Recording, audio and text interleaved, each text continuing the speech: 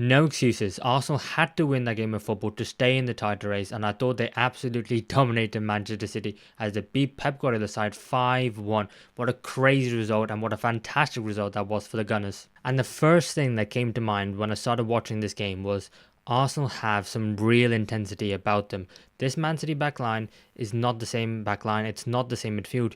Go at them, go press them, go harry, and you can cause some real trouble. And, that's exactly what happened with this one with Manuel Kanji, where he shouldn't really take a touch. Trossard ends up intercepting, and then Declan Rice passes the ball straight away to Kai Havertz. And you can see at the bottom of the picture, John Stones keeps everyone on side. And there are two tails to Kai Havertz, which I think we saw in this game, but this is the side of him that's really, really good.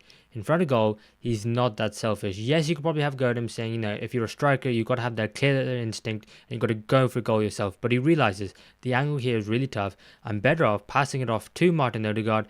And you know what? He's in a better position and he does score. And Arsenal score within the first minute of the game. They're 1-0 up in a massive game. And I do think to myself, that is fantastic play by Havertz. And Manchester City was so close to getting themselves back into that game if it wasn't for the fact that David Raya, and I think he has proven to everyone now that David Raya is a world-class goalkeeper.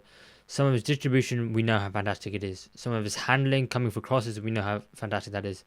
But his shot stopping as well, I think there is no doubt, especially in the big games, the big occasions, you can rely on him. And he arguably is on level with the likes of Alisson or Edison. And with the fact that Edison isn't even playing so much this season, especially he didn't even play in this game, Ortega was in goal. There's an argument to be made that David Raya is the second best goalkeeper in the league, if not level with Alisson. So, yeah, he absolutely keeps Arsenal in the game here. And he needed to, because at the other end, we're going to talk about Kai Havertz. But first, I just want to highlight how well Arsenal were playing in this opening period. The intensity that they had, they were all over Man City. They couldn't cope with them. And this one here, Ortega's passing the ball to Kovacic. Where on earth does he think Kovacic is going to go? Maybe he's going to go back out wide and play the ball to the byline there. But really, that is such a dangerous ball. Just hoof it long. You've got 6'4", 6'5" Erling Haaland up front. And yeah, Declan Rice, his energy, that's why Mikel Arteta wants him in those higher positions, and he nips the ball and creates the chance for Arsenal. But Kai Havertz, he should really be making this 2-0 to the Arsenal here, because like we said with the first goal, he was really unselfish and that was well-worked play, creating the better chance, the higher XG chance, the one that's more likely to lead to a goal. Here, he's got the options behind him, but he can't see them. He has to go for goal. He does the right thing, but he just skews it wide. And this is where the debate will be raging online of, he's great at link-up play, he's great at defending in the box, attacking in the box from aerial threat, but does he have that killer instinct? Can he convert a chance when it matters most? And thankfully it didn't hurt Arsenal today, and he scores another goal, which we'll talk about later. But this was a really, really bad one. Haaland said, he's never going to be that, perfect finisher for Arsenal. But can he be better than he is at the moment? I think he's already performing pretty well. I think he's on track to have his best goal scoring season ever. But this is this is an easy chance, and he probably overthinks it a little bit, and at the end just goes wide. But yeah, he absolutely has to be scoring here. And you know what? You're pulling your hair out here if an Arsenal fan think, oh my god, has he just cost us this game already so early on? And thankfully he doesn't, for Arsenal's sake. But yeah, this was bad. But Manchester City end up the first half, on top, being the better side. And, the halftime arguably comes at the bad time for them. But they score very early on in the second half. And this is where you end up ruining the chance that Havertz missed. You think to yourself, oh my god, no, you let them back into the game. And it was well worked goal by Man City. Foden pick up this ball on the edge of the box, giving the pass to Savinho. And then, of course, Erling Haaland does score, who is going through a little bit of a villain arc at the moment, I think it's fair to say. I could hear, even on the TV, a lot of people chanting about Erling Haaland. I don't quite know what the song was, but let me know in the comments below if it wasn't offensive. And also the fact that Gabriel celebrated in his face when he scored the first goal. Miles Skelly with the celebration for the third goal. But ultimately, when he did get his chance, and he didn't have many because also, really secluded him from the game, they really isolated him, made sure that Man City didn't get the ball to him. But when he did get that chance, he did convert it, and it was a lovely header. What else do you expect from Erling Haaland?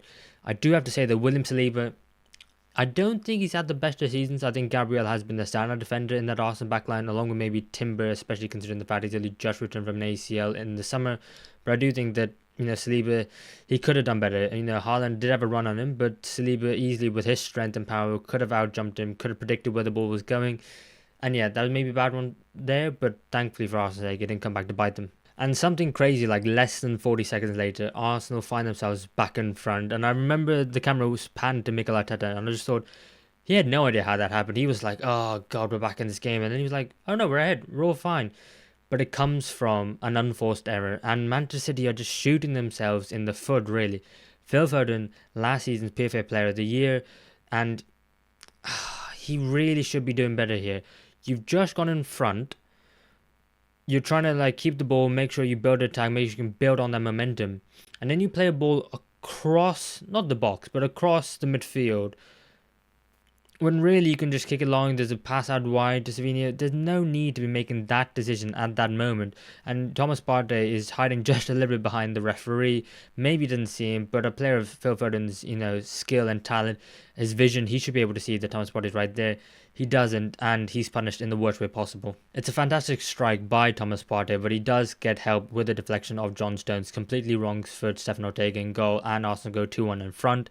I do have to say that John Stones, one of Manchester City's best defenders, one of England's best defenders, you're turning your back like that with your hands behind your back as well. I can understand the hands behind your back because, you're scared of him might being a penalty, and that's something that, that's not a rule anymore. You shouldn't get penalised for that, but it's going to take a little bit of time for defenders to get out of that habit.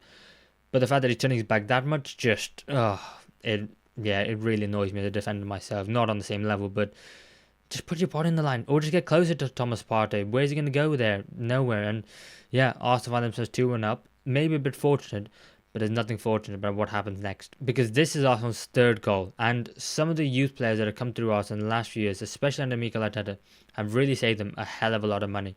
Think of the likes of Bukayo Saka, Reece Nelson, didn't quite work out, send him out on loan. Emma Smith-Rowe doesn't quite work out, send him on for a sizable fee to Fulham. And then you've got other players as well. And another one now is Mars Lewis Skelly and Ethan Nwaneri. And they're coming into the side and they're looking like first team regulars right from the off. These kids are teenagers. They're babies. And what they're doing to a Manchester City side with the caliber of player that they have is absolutely phenomenal. And here you can see the space that he's picking up here. The fact that no Man City midfielder is near him, no Man City defender is anywhere near him is criminal. But then when he gets the ball here, how he turns and drives and then the finish, it's just absolutely exquisite. And for a player who, didn't start the season, Arsenal brought in Ricardo Calafiori to be the first choice left back. You've still got Kivio, who did it right towards the back of the last season, but you knew he needed to be upgraded. You still got Zinchenko, still got Tierney in the books.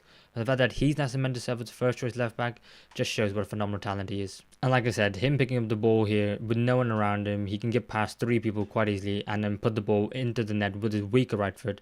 Arguably questions around Ortega again. He gets a good left-hander, maybe should keep it, but do you know what? I think he deserves it. But then from here, Arsenal completely lost the plot, if we're being honest. I mean, here they win the ball back and Thomas Partey is about to receive the ball. And you can see Kevin De Bruyne just behind him next to the referee. He's pressing. He's going to try and get the ball off him, but he's just not strong enough in the tackle. Doesn't get anywhere near him and Thomas Partey just does him easily. And this is where I'm thinking, if Arsenal can score from this, it's a 2v2, they can absolutely kill the game. Martinelli on the break has shown he's got some really good pace in this game and playing on the right hand side, which I thought he did really well in actually, and something that maybe Arteta should look ahead to in the games going forward while Saka is still out. But here, what I thought to myself, Kai Havertz, run down the middle, run between the centre backs, stay on side, let Martinelli play you a first time ball, and you can take the ball in stride and finish it past Ortega. He doesn't do that. He goes on the outside of Martinelli, and here I'm thinking to myself, okay, I can understand it because, two players out wide there, both the Man City defenders are going to have to be drawn to the ball. Maybe you can pass the ball to Martin Odegaard, who's making a late run. I did kind of think to myself in that moment that maybe you're shirking it a little bit after that miss of the open goal. Maybe you're not quite sure you can finish it. But he proves me, and I think a lot of people at this point, really, really wrong. Because Martin Odegaard does get into the box, but as you can see, he's not really an option. And this is where Kai Havertz takes it with his left foot, one touch, two touch to set it outside the defender, and then third touch into the bottom corner. What a phenomenal strike. And I've got to hold my hands up and say, yep, maybe he didn't know what he's doing in that moment. And then Arsenal's fifth goal for the 5-star performance that they put out on that pitch today. Their 5-star wonderkid, Ethan Nwaneri, coming off the bench. And as he's getting the ball here, again, I look at Savini and I go, yeah, do you know what? Timber's going to overlap. He's going to have to go with him. But there's no Man City defender close to help him out because Nwaneri cuts inside. And I think to myself, surely not. He's a young kid. He, maybe he has the bravery. Maybe he has the ball to go out and, shoot from a distance at range. But even so, surely he's not got the talent, has he? Surely he's not got the talent to then whip it into the far post, top corner. But he does. And Ortega doesn't even dive. He hasn't dived for several of these goals, which actually is something which is kind of annoys me, but I'm going to look past it because of the quality of the Arsenal goals. But Nwaneri, just a top roll off, and Arsenal fans had an absolutely wonderful day, and they needed to, especially in the title race, if they wanted to stay in it. But the way it came about, I think that's going to give them so much more confidence going into the rest of the season. And despite the fact that we all say, Liverpool are likely to win the league, yes, they are definitely favourites, but they're going to play their Merseyside derby against Everton. Will they get 3 points or not? Everyone's been assuming this entire time it's going to be a guaranteed 3 points, but, it is a derby. We can see what happens then on Wednesday, but you know what? Arsenal still aren't going away. They're still just about in it, and I think this game will give them a lot of confidence for the rest of the season as well.